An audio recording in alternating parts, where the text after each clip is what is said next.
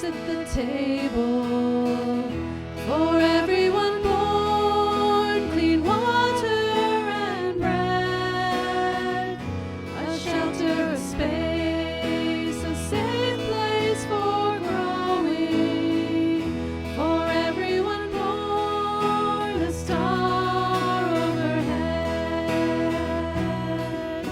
And God will delight when we are creators of justice and joy and compassion and peace. Yes, God will delight when we are creators of justice and joy. For women and men, a place at the table, revising the roles, deciding the share, with wisdom and grace, dividing the power. For women and men, a system that's fair. And God will delight when we are creators of justice and joy and compassion and peace. Yes, God will delight when we are creators of justice and joy. For young and for old, a place at the table, a voice to be heard, a part in the song, the hands of a child in the hands that are wrinkled. For young and for old, the right to belong. And God will delight when we are creators of justice and joy and compassion and peace. Yes, God will delight when we are creators of justice and joy. For gay and for straight, a place at the table, a covenant shared, a welcoming space, a rainbow of race and gender and color.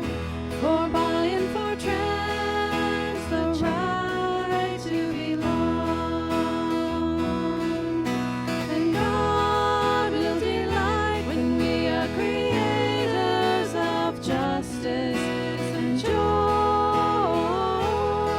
and compassion and peace. Yes, God will delight when we are creators of justice and joy.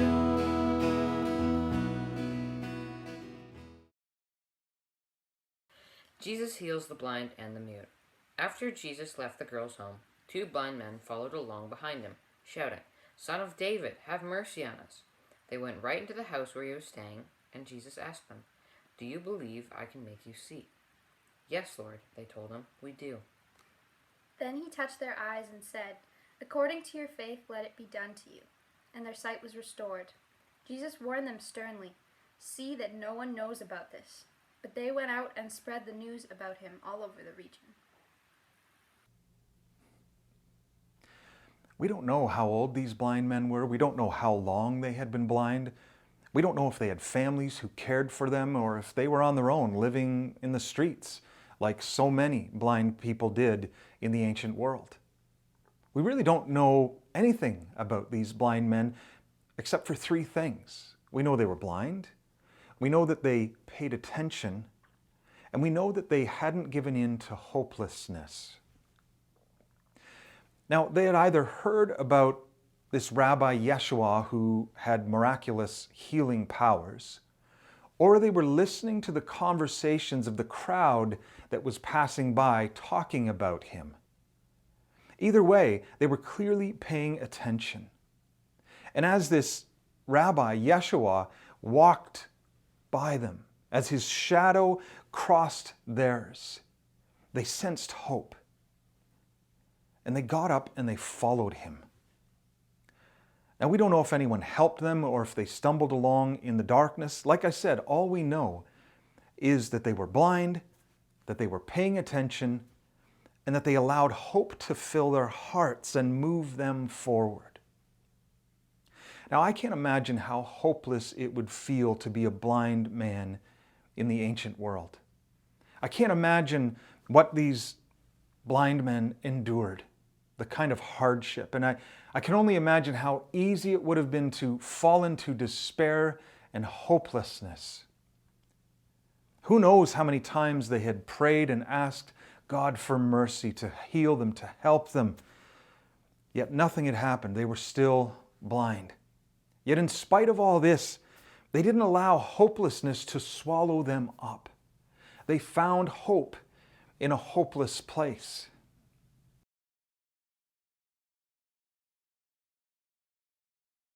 I know many of you have read the Adam Grant article in the New York Times entitled, "There's a Name for the Blah You're Feeling."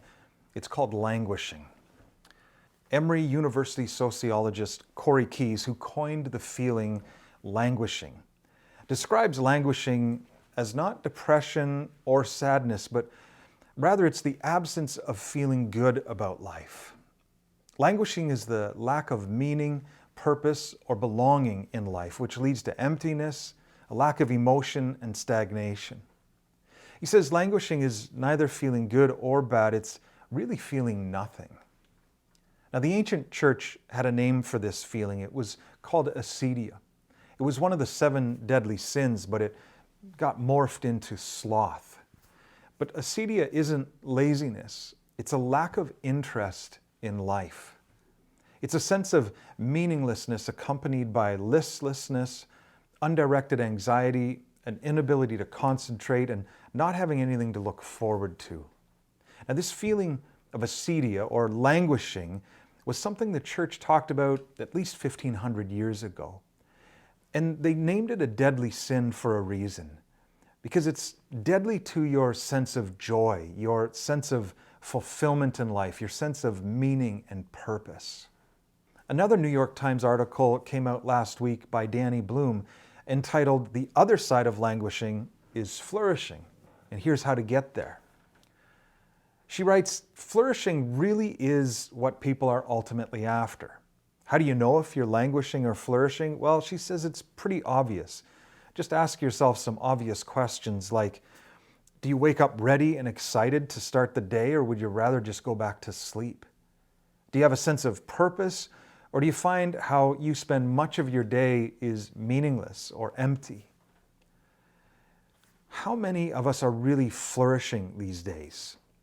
This week I wondered if I was becoming annoying by popping up on YouTube every Sunday encouraging you to grow and thrive and flourish, when most of us are barely hanging on. In fact, I went on a prayer walk and I prayed and I asked God, should I stop challenging people to grow and thrive and flourish? And here's what I sensed on my prayer walk through the woods. I sensed it's wrong if I make you feel judged or shamed for languishing. There's nothing wrong with you if you are languishing. We all feel it. I feel it too. There are many days when I have to drag myself out of bed. Some days I feel like I'm living in Groundhog Day, repeating the same day over and over again. I get it. I acknowledge your struggle. I empathize with your languishing. I speak your languish. I'm there with you. Trust me. But on my walk with God, I also sensed it would be wrong for me not to extend you hope. That there is a way to flourish through this challenging time we find ourselves in.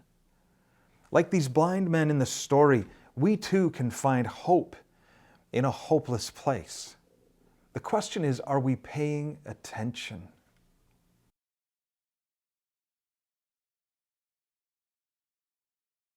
The two blind men could have easily missed their opportunity to be healed and flourish. They could have just complained about the noisy crowd walking by. They could have complained that this so-called man of God, this Rabbi Yeshua, obviously didn't care about them. He didn't talk to them. He ignored them. He just walked on by as if they didn't exist, as so many other people did. But instead, they not only paid attention and noticed a possible opportunity, but they got up and they seized the opportunity. They took action. You see, Yeshua didn't just walk up and heal them. He just walked by. An opportunity literally passed them by. And they could have just let it pass by, but they didn't. They went after it.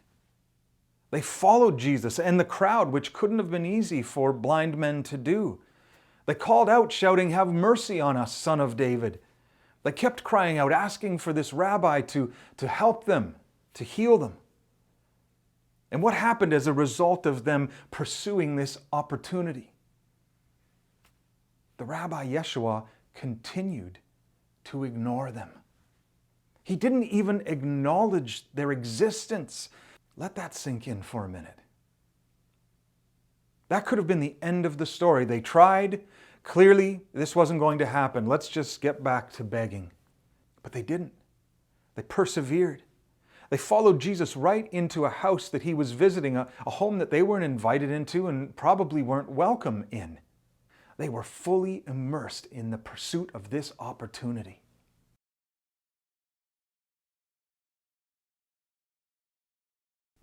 In his article, Adam Grant writes, "During the early days of this pandemic, the best predictor of well-being wasn't optimism or mindfulness, it was flow. People who became more immersed in their projects managed to avoid languishing and maintain their pre-pandemic happiness and sense of meaning and purpose. The only way to enter flow is by being fully immersed in what you're doing in the present moment." He writes, "Fragmented attention is an enemy of engagement and excellence." Now, the evidence is clear. You can't multitask and be fully present. It doesn't matter what gender you are, contrary to some myths out there. So Adam writes, "Give yourself some uninterrupted time." And that means you'll have to set boundaries. Now, for some of you, that seems impossible. Like those of you with young children at home all day and single parents, how do you get uninterrupted time? I don't know. I don't have an answer for you. For some of you, maybe there isn't a way right now. But for most of us, there is. Constant interruptions like checking emails and texts and notifications. I mean, you know these things turn off, right? Turn them off. Turn off devices. Set some time apart to immerse yourself fully into something without interruption. Adam writes, "We now know that the most important factor in daily joy and motivation is a sense of progress.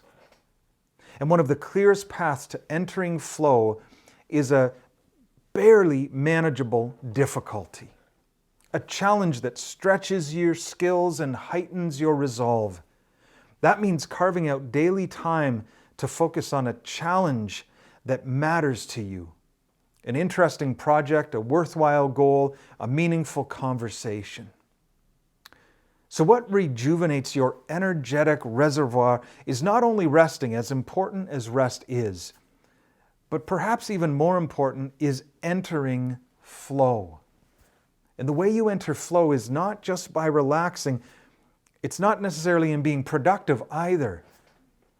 It's about fully immersing yourself with uninterrupted time to engage in challenging and creative work. It could be quilting, going for a long walk, journaling, writing a song or a poem, gardening, building a birdhouse, working out, meditating. Some of you may even find flow in your work. There are opportunities for most of us to enter and experience flow, which is the primary cure for languishing. But those opportunities, they're not just going to fall into your lap.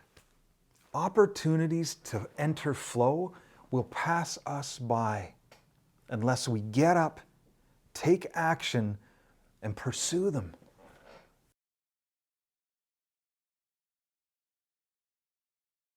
Finally, Jesus responds to the blind men. And you've probably noticed when people make a request of Jesus, he usually responds with a question. He often says, "What do you want me to do for you?" That's not what he says here. What he says is, "Do you believe I can do this for you?" And they both answer yes. And then Jesus puts his hands on their eyes and he says, "According to your faith, let it be done to you." And then they're healed. They're made whole. Their sight is restored. Their vision enters a state of flourishing that can only be described as miraculous. Your beliefs matter. If you believe you can't flourish during this pandemic, then guess what? You're right. If you believe that there's nothing Spirit can do to help you through these difficult times, you're right. If you believe the best you can do is languish until this pandemic is over, you're right. Because according to your faith, it will be done. According to your beliefs, it will be done. Your beliefs matter. Your inner talk, what you tell yourself, what you think is possible and impossible matters. It not only shapes your expectations, it shapes your experience and your quality of life. So I ask you, do you believe you can find hope and joy and meaning and love in a hopeless place? Do you believe you can flourish in a hopeless place?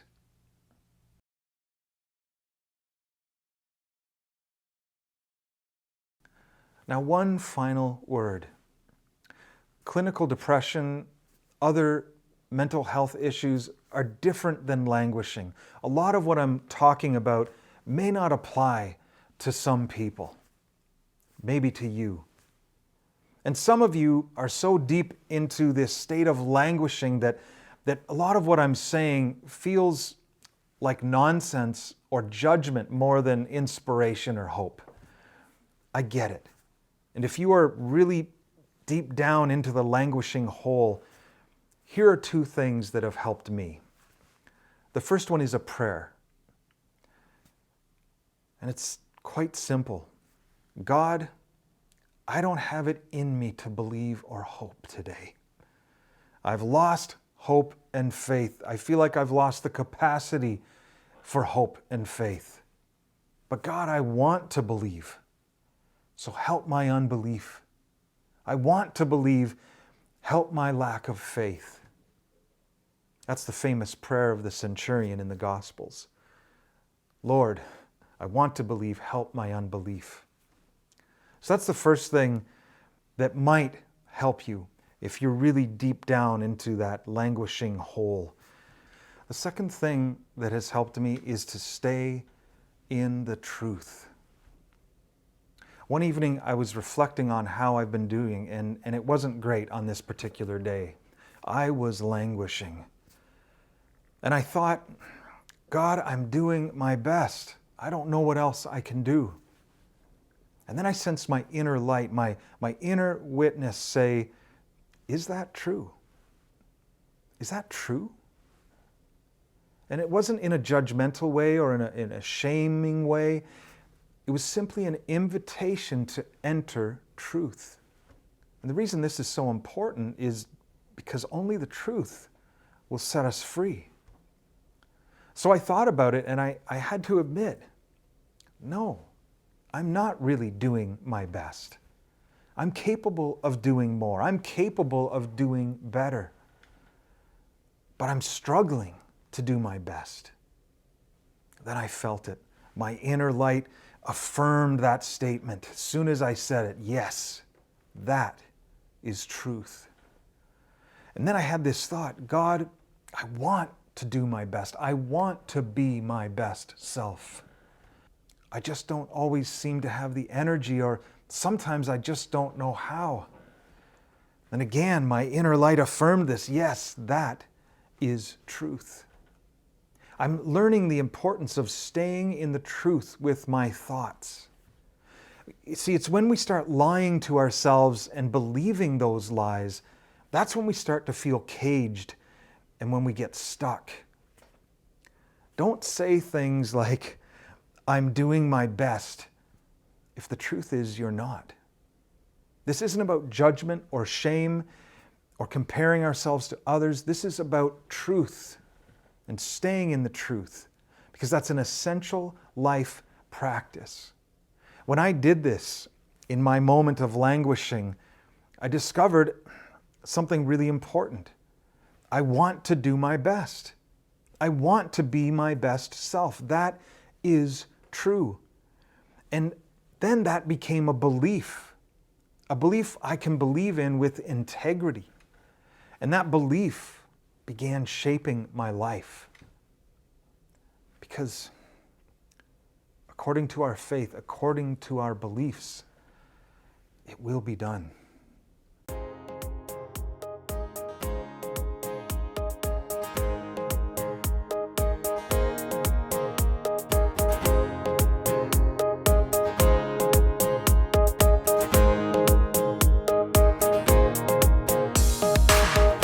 Yellow diamonds in the light. Now we're standing side by side as you share